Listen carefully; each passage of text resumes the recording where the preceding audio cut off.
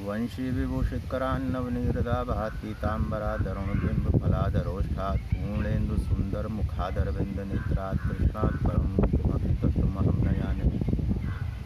वसुदेवसुतं देवं कंसचाणूरमर्दनं देवकी परमानन्दं कृष्णं वन्दे जगद्गुरुं कृष्णं वन्दे जगद्गुरुं। पारलौकिक दुनिया के सफ़र में राम जी को सुनने और देखने वाले समस्त लोगों को राम राम नमस्कार। सज्जनों, कल हमने संत महात्माओं की पहचान संबंधी कुछ चर्चा करी थी। उससे पहले कल किन्हीं कारणों से, जो परसों मैंने आप सबसे एक वायदा करा था कि कुछ उपाय बताऊंगा, वो कल किन्हीं कारणों से मैं आपको बता ना सका। इसलिए मुझे देखने वाले समस्त जनों से मैं क्षमा प्रार्थी हूँ। अब हम चर्चा को फिर से शुरू करते हैं। मैं पहले ही बता चुका हूँ कि ये वीडियो बनाने का उद्देश्य सिर्फ इतना है कि वास्तव में पारलौकिक जगत की सही जानकारी जनमानस तक पहुँचे और वो कहीं भटकने न पाए या उसको कोई ठगने न पाए, वो विचलित न हो, वो परेशान न हो। सिर्फ यही है। सज्जनों, कल मेरी कुछ चर्चा को आप गलत अर्थों में न लें। ये किसी व्यक्ति विशेष या किसी समूह के लिए मैंने नहीं कहा था वस्त्रों के बारे में। इसका उद्देश्य सिर्फ इतना था कि जो वास्तविक संत महात्मा सन्यासी या विलक्षण बातों को जानने वाले हैं, वो कभी न टीवी पे कोई प्रोग्राम देते हैं, न अपना स्वतः कोई वीडियो बनाते हैं। मैंने आपको जैसा कि बताया कि सन 81 से मैं आध्यात्मिक जगत के संत महापुरुषों की तलाश में हूँ। बहुत लंबी यात्रा हो गई, बहुत कुछ जानने को मिला, बहुत कुछ अनुभव हुआ। उसको बताने में तो अभी बहुत समय लगेगा। मूल बातें मैं आपसे शेयर करूंगा, जिससे आपका समय ना नष्ट हो, आपकी शक्ति ना नष्ट हो और आपका धन भी ना नष्ट हो। सज्जनों, मेरी बात को आप सब लोग ध्यान से सुने। बहुत अत्यंत विशेष बात मैं आपसे कह रहा हूँ।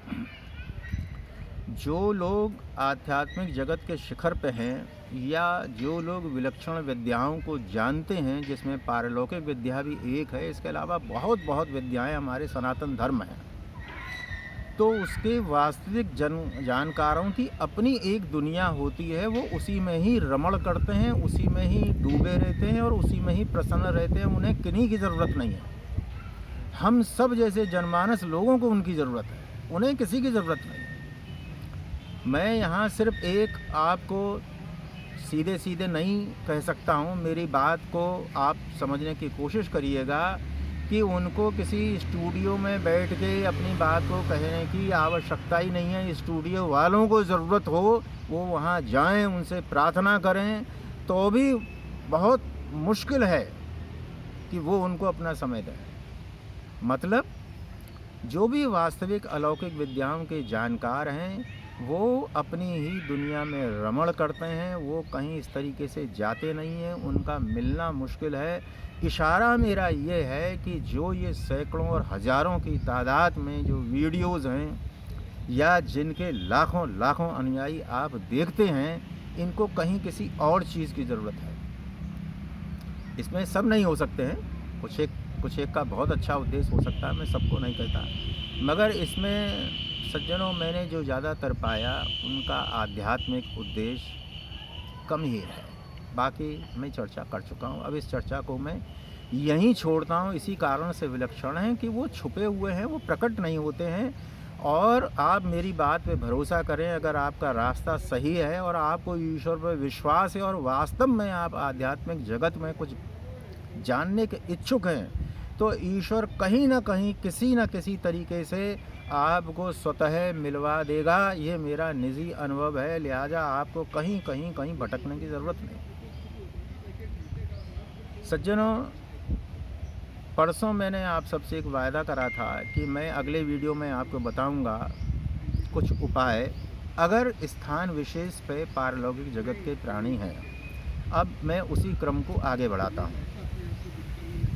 बहुत सारी घटनाओं का मैंने जिक्र कर दिया जिससे आपको पता चल सके कि आपके यहाँ कुछ ऐसा है जो नहीं होना चाहिए। अब उसका निराकरणीय संबंध में हम कुछ चर्चा करेंगे और आगे बढ़ेंगे।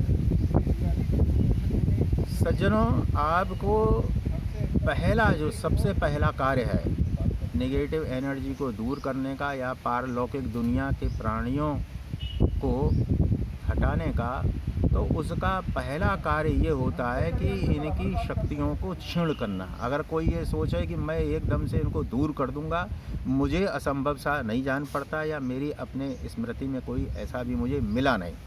हो भी सकते हैं, मैं इसका निषेध नहीं करता, हो भी सकते हैं, मगर ये अपनी शक्तियाँ हमारी कुछ कमियों से, हमारी त्रुटियों से इतनी बढ़ा लेते हैं कि आपको पता नहीं चलता। मैं अनुभव से बता रहा हूँ कि आपकी एक एक दीवार में न जाने कितने रहते हैं। फर्श के तो नीचे तो रहते ही हैं, दीवारों में, खिड़कियों में, जाने बर्तनों में, जाने कहाँ कहाँ रहते हैं। चलिए अब हम समाधान की यात्रा शुरू करते हैं। सज्जनों, आप एक काम तत्काल, अगर आप इस पीड़ा से ग्रसित हैं तो आप एक काम तत्काल करें कि बाज़ार से 2 नए पोंछे लाएं। पोंछे नए होने चाहिए, पहली शर्त ये है।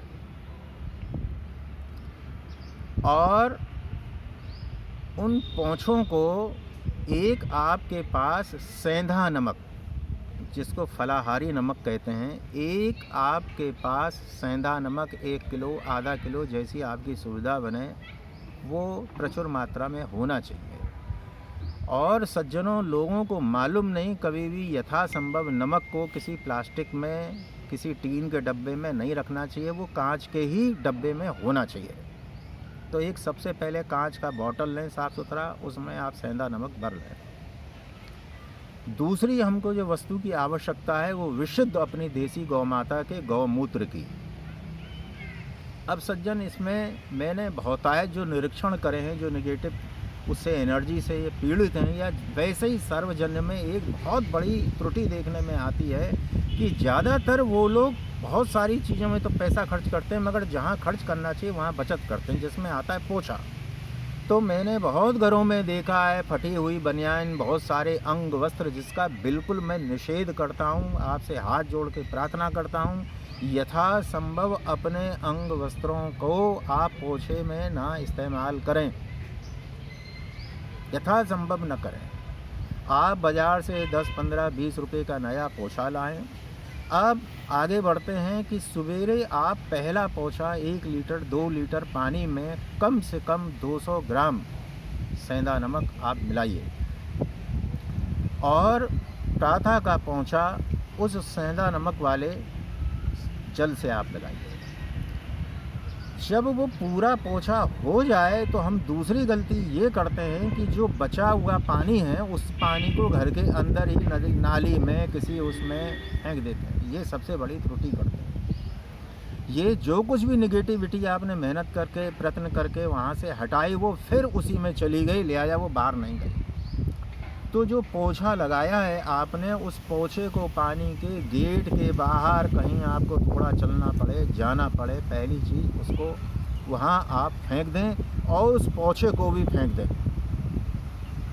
अब हम आते हैं शाम के टाइम। जब आपको लगे कि अब रात्रि शुरू होने वाली है, संध्या का समय हो गया है, तो 2 लीटर पानी में कम से कम 200 ml विशुद्ध देसी गाय का गौमूत्र लीजिए और उसमें उसको मिला दीजिए, अच्छे से हाथ से मिला दीजिए। और फिर दूसरा नया पोछा आप लीजिए और उस पोछे को फिर आप लगाना शुरू करें। प्रक्रिया वही रहेगी कि जब पूरा पोछा लगा लें आप, तो जो भी पानी बचे वो आपको घर के बाहर फेंकना है किसी नाली में, और पोछे को भी फेंक देना है। अब पोछा लगाने से संबंधित मैं कुछ आपको जानकारी देता हूं। जो नमक का पोछा होगा वो आप पूजा घर में नहीं लगाएंगे,